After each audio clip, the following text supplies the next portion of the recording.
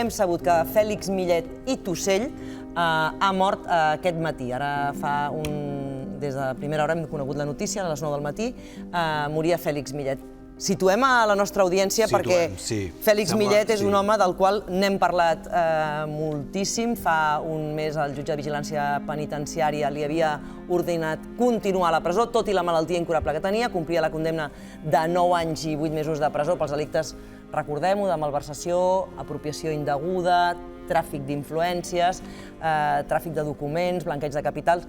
Ell i la seva mà dreta, Jordi Montull, només han tornat la meitat dels 23 milions d'euros que es van desviar. A veure, però situem el personatge.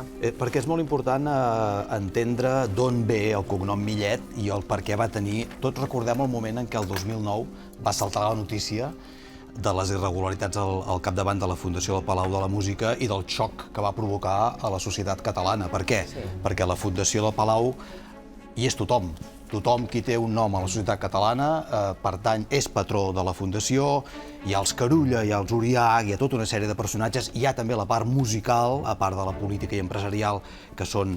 Hi ha el Carreras, hi ha el Barenboim, hi ha tota una sèrie de personatges importants del món de la música i la intel·lectualitat que formaven part del Palau de la Música. Però és més, va aprofitar-se d'un cognom il·lustre, que és al darrere de la creació i la fundació del Palau de la Música i de l'Orfeó Català, que hi està inserit a dintre.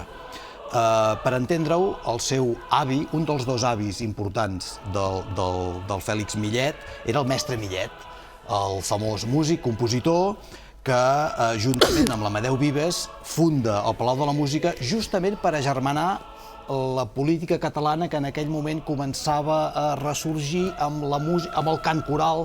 Quanta gent en aquest país canta en corals, per agermanar un fet que a Catalunya és molt intens i que tenien els Millet, un cognom dels que van dirigir aquesta empresa. De l'altra banda, i d'aquí és on ve la branca familiar d'en Millet, hi ha el Joan Millet i Pagès, l'avi industrial cotoner, que té 6 fills, un dels quals, Fèlix Millet i Maristany, el pare d'en Fèlix Millet i Tussell. Són 6 fills, els que té en Fèlix Millet i Maristany, recordem-ho ràpidament, industrial, promotor de les assegurances en plena postguerra, es fa riquíssim, aporta aquesta part de cognom il·lustre, a més fa un viatge extraordinari des del franquisme fins al catalanisme, que el fa ser un dels fundadors d'Òmnium Cultural.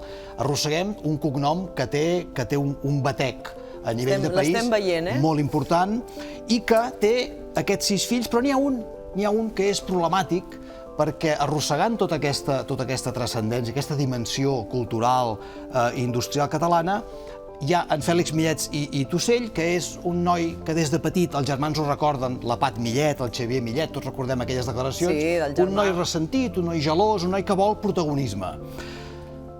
Va putejar a Joan Anton Maragall perquè sortís de la fundació del Palau de la Música fins que va poder, escolta'm, va ser una cosa terrible, va entrar al Palau de la Música, però en principi tot anava bé. Va ajudar a restaurar el Palau prescindint d'elements sonors que en Domènech i Montaner havia afegit justament perquè la cosa sonés correctament, i aquí és on es comença una mica a descobrir.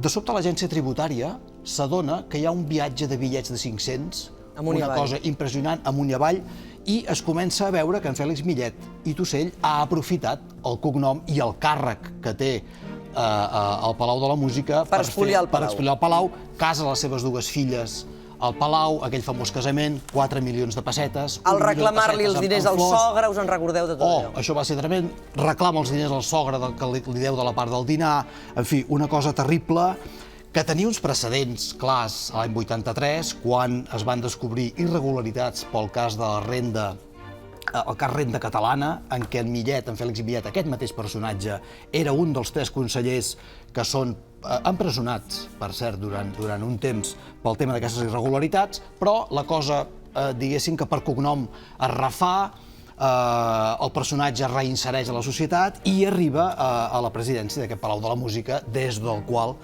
va cometre totes aquestes, és incomptable, com has dit, la quantitat de diners que va expoliar d'allà i d'aquí ve... Tu ens ho vas explicar molt bé quan fa un temps que li vam fer un perfil aquí mateix al Tot es mou i destacaves de la glòria el decliu més absolut. Es van refiar, els patrons del Palau es van refiar d'un cognom, es van refiar d'una saga que venia d'una excel·lència patrimonial i intel·lectual important. Precisament sobre el saqueig del Palau de la Música, el nostre col·laborador tertulià del programa, el Jordi Panyella, va escriure l'obra Fèlix Millet, el gran impostor.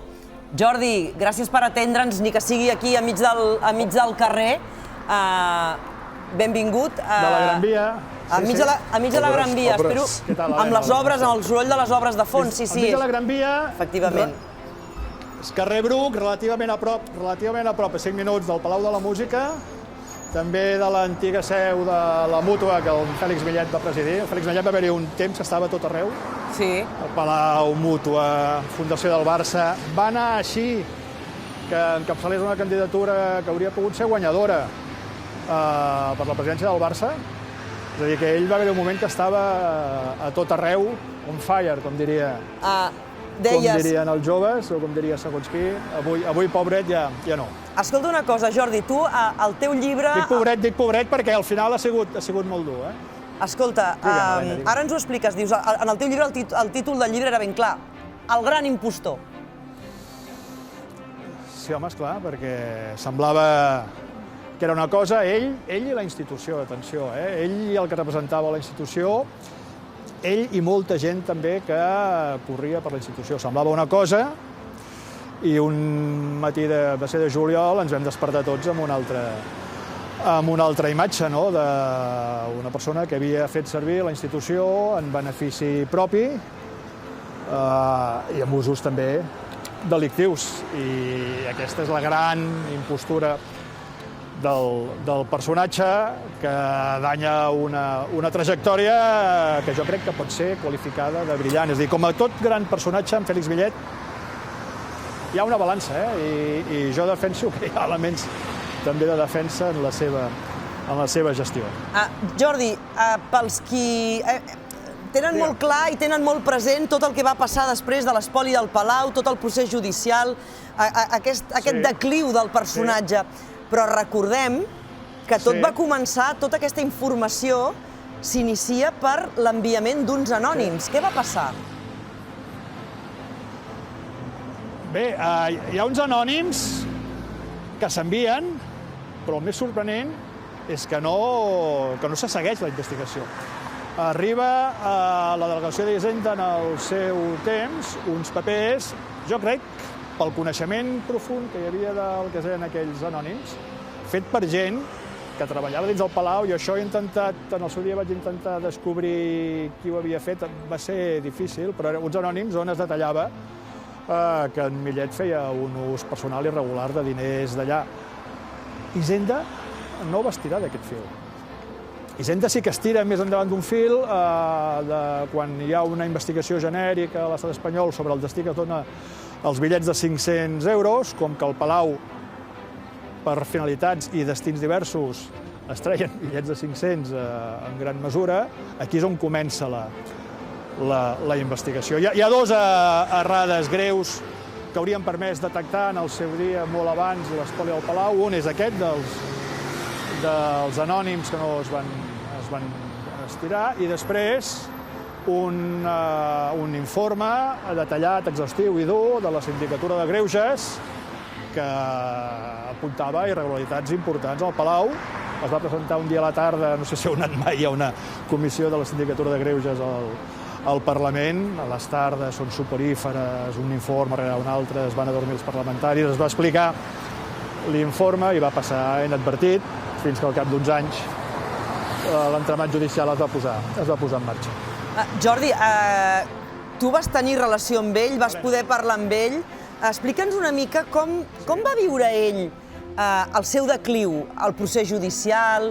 Ell ho viu també com un man enxampat o no va ser massa conscient de tot el que va fer? Mira, jo t'ho resumiré amb una idea. Tinc molt clar que en Fèlix Millet no ha mort, sinó que s'ha deixat morir. És a dir, ell arriba a un punt que té clar que tot el que li queda en aquesta vida és patiment, és presó i s'abandona. Fumava molt. Jo he arribat a fumar molt en aquesta vida, per sort ja no ho faig, ja fa molts anys, però jo crec que és de les persones que he vist fumar més i amb un objectiu molt clar. És a dir, ell no tenia ja res. Quan més mor abans, de forma avançada i sorpresiva, la seva dona, la Marta Vallès, amb un ictus, la seva germana Pat Millet, que també era un puntal, va morir abans, té una condemna molt dura de presó. Ell creia que no ingressaria a presó, o que sí, més que no ingressaria a presó, que el seu ingrés a presó seria una cosa de poc temps, estava convençut. Jo recordo una conversa a casa seva amb la seva dona, quan encara era viva, la frase textual, me'l tornaran ràpid, és a dir, que ingressaria i que passarien. Ella estava convençut que passarien coses, i es pot dir així, jo crec que hi hauria gent que decidiria que la seva estada a la presó, per diverses raons, doncs seria mínima. No va ser així, i quan hi ha l'ingrés a un estiu, doncs ell s'enfonsa, s'abandona, fins a aquest desenllaç que es va produir. Jo tinc entès ahir la tarda, pel que m'han dit a mi. La mort és d'ahir la tarda. D'acord, nosaltres hem conegut la notícia aquest matí, finalment ha mort sense saber... El fet és que ja... Sí, s'ha conegut avui, sembla ser que és d'ahir la tarda. Digues, Helena. No, que això que ha mort sense haver complert finalment els anys de presó i dels 24 milions d'euros espoliats al Palau de la Música, només han tornat ell i la seva mà dreta, Jordi Montull, la meitat d'aquests diners. La pregunta, en tot cas, és si els havien de tornar només ells o si algú més hauria d'haver col·laborat en el retorn d'aquests diners. El que em sap greu, o en tot cas això ja ho veurem amb el pas del temps, perquè les coses també es poden explicar de moltes maneres o poden haver-hi altres fonts.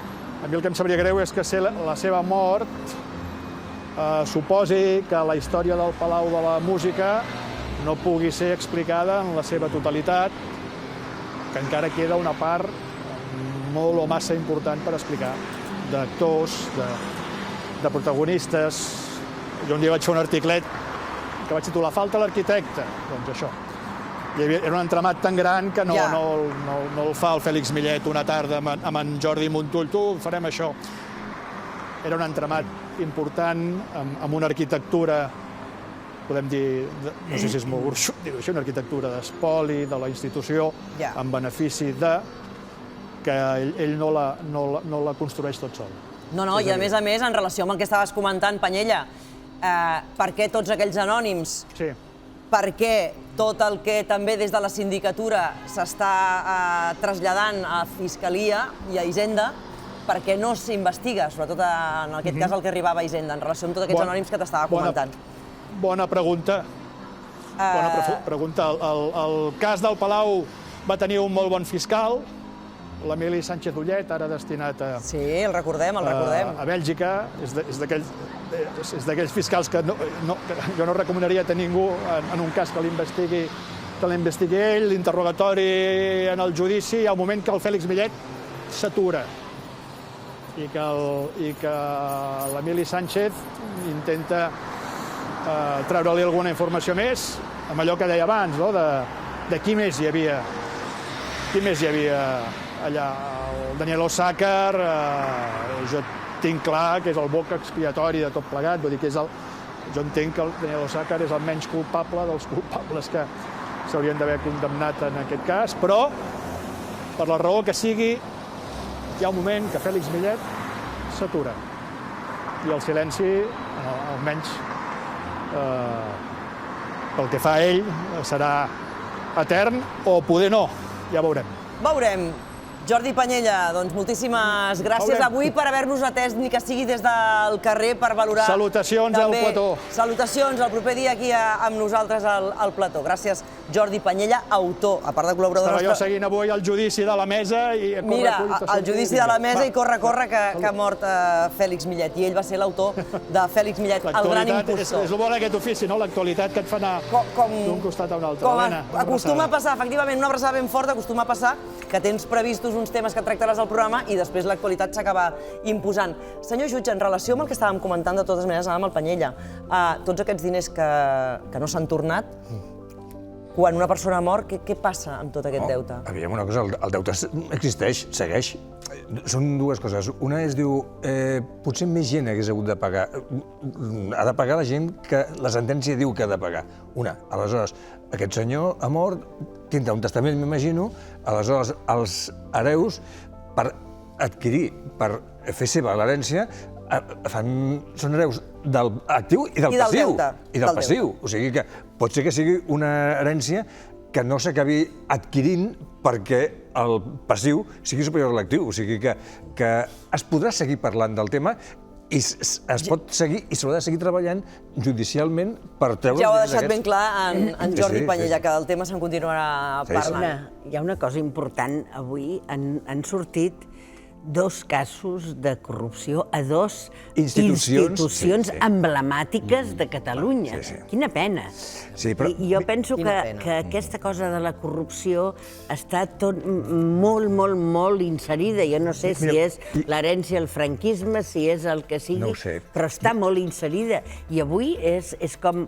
fa pena, o sigui, realment que 2 grans institucions estan corcades, no?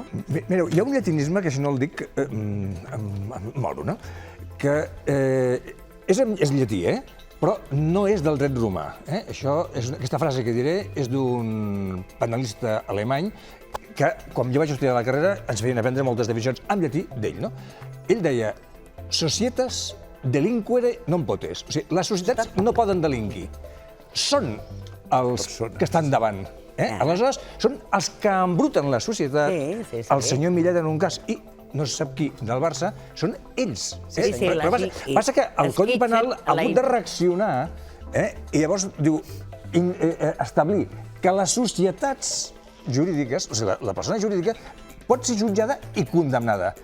Perquè s'acabava, el sistema passava, era una societat... Recordeu que la Volkswagen va ser un escàndol que venia als cotxes, es fabricava i no complia la normativa. Clar, llavors poses un enginyer o qualsevol persona, un home de palla, davant i dius, mire, si condemnen algú, serà vostè. La societat queda lliure, no? I aleshores, ara no, ara les societats pringuen. T'agraïm moltíssim, Genís, que avui, més enllà del perfil a Tebas, que hem parlat al començar el programa, que ara ens sembla, al principi del programa, ens sembla ja la prehistòria, amb tantes coses que hem tractat, doncs hagis pogut també improvisar aquest perfil sobre la figura de Fèlix Millet. És molt fascinant, sí. Que, com dèiem, en continuarem parlant durant temps.